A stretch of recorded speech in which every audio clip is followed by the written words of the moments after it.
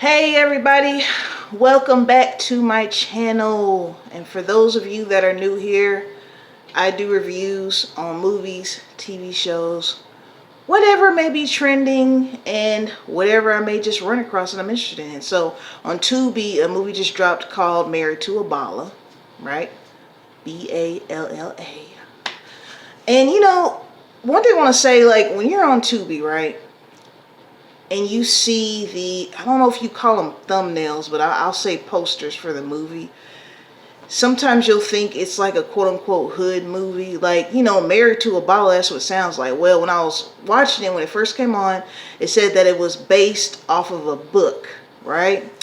I was like, dang, because, if you've been here before, I'd rather read the book first, then watch the movie. That's just the order that I like to go in. But this was definitely not a hood movie. This was I will put it in the category of, how Lifetime does the plights of women.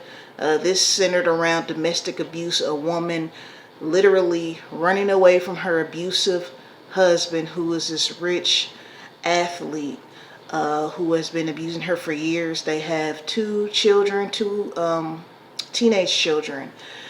And I will say this, thankfully there's not endless scenes of physical abuse in this movie that you have to sit through. It may be triggering for people that have gone through it, but it's not like, What's Love Got to Do It, where it was just a constant abuse, right? One thing I gotta say though, they were wrong for casting the guy to play her abusive husband because he was too fine. I'm sorry, like, how y'all gonna have this fine piece of man play this crazy role? I was like, dang, y'all should have got somebody that we, didn't mind hating, but I was like, oh, he too cute to act like that. But anyway, on a serious note, he ends up raping her one night, and I know, believe it or not, there's people that don't believe married women can be raped by their husbands. They kind of feel like, well, you're married, so he's entitled to it, but she did not want to do nothing that night, and he forced himself on her. So while he was asleep, she decided right then and there, okay, I am out, I'm out, okay? She woke up her two boys, and my heart was pounding because I was like, please, I hope he doesn't wake up. And he did end up waking up when they were all in the car, but she drove off. So basically throughout the movie, she's hiding from him, trying to, and she's been with him since she was a teenager.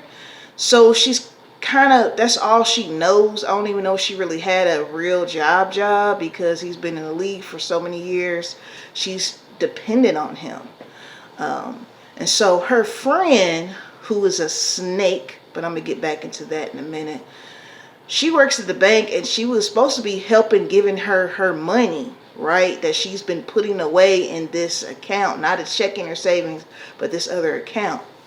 And so the woman had to be, it was sad, like living in hotels, to go from this lavish lifestyle, from that to living in hotels. Now, the oldest son, I will say, he got on my damn nerves most of the movie until the very end when he tried to save the day. But he was just an asshole. Like, you see your mom with black eyes, you see your mom getting her ass beat, and you over there crying because you're gonna have to switch schools and meet new friends, and you don't get to live in your Miami Beach, South Beach lifestyle anymore.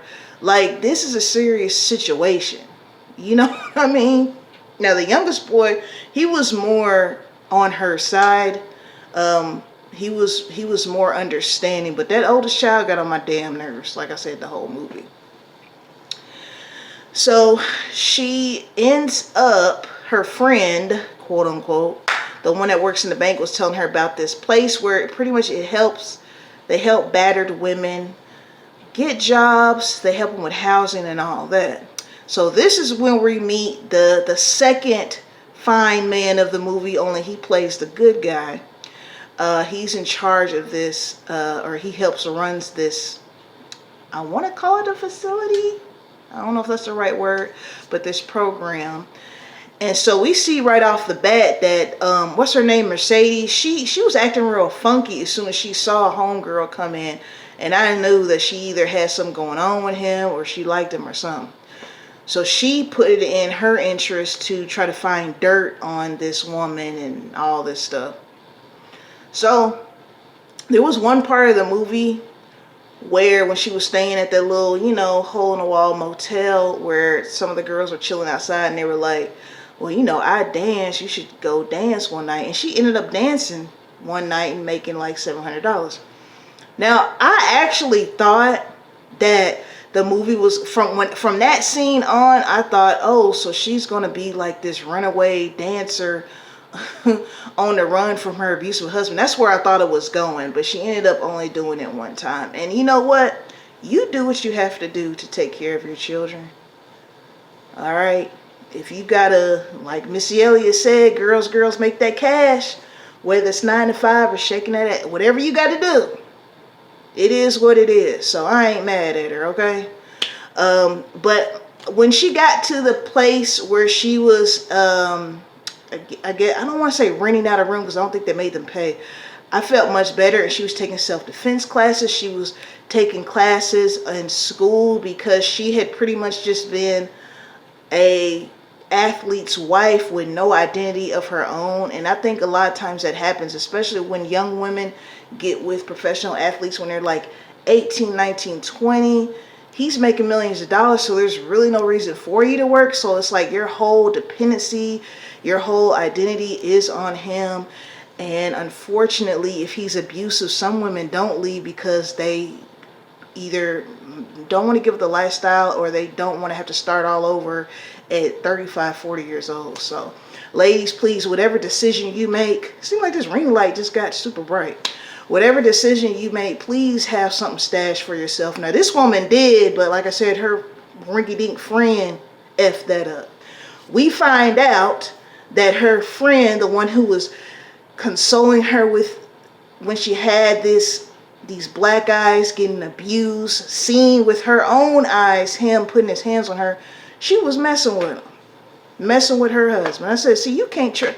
These movies on Tubi make you not want to trust anyone. No friend, no sister, no anybody. But when she found out, I think it's like, well, whatever, because I'm done with you and her. You get what I'm saying?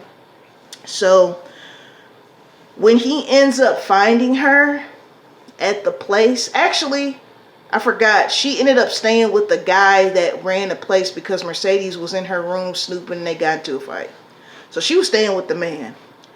So when her husband came in there, his hair was all long and crinkly. Whew, I know it's a movie. Don't judge me. I know it's a movie and it's not real. That's why I feel like I can crush on him, okay? He's an actor.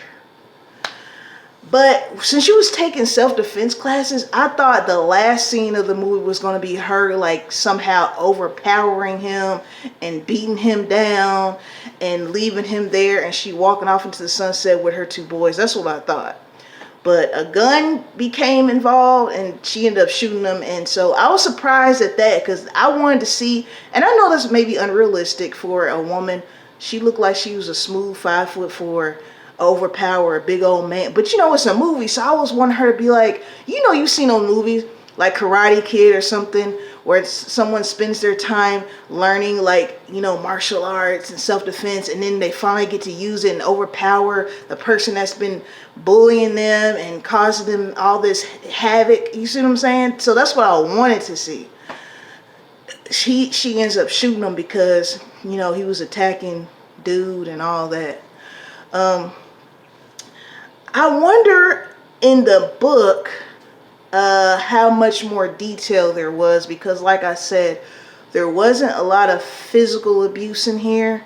The time that we saw him hit her, it was kind of blocked by an object. I don't think they wanted to, show all that, which it's not needed. We don't need to, we get it. He's abusive, right? We don't actually need to see that, right? But I enjoyed this movie. It definitely it tells a story that, I know when I was growing up in the 90s, you had something that was called after school specials. You had a lot more like sitcoms and shows that talked about, these kind of topics like abuse, drug use, different things that we have that happen to people.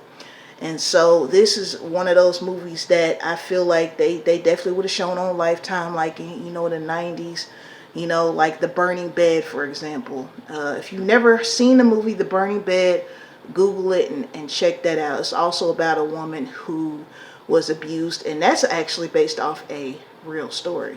All right. So if you want to see this, again, it's on Tubi. Shout out to my 90 subscribers. Shout out to the rest of you as well who are not subscribed. But you know you can, please, just by hitting that button for me, all right? Peace and blessings to you all. Until next time.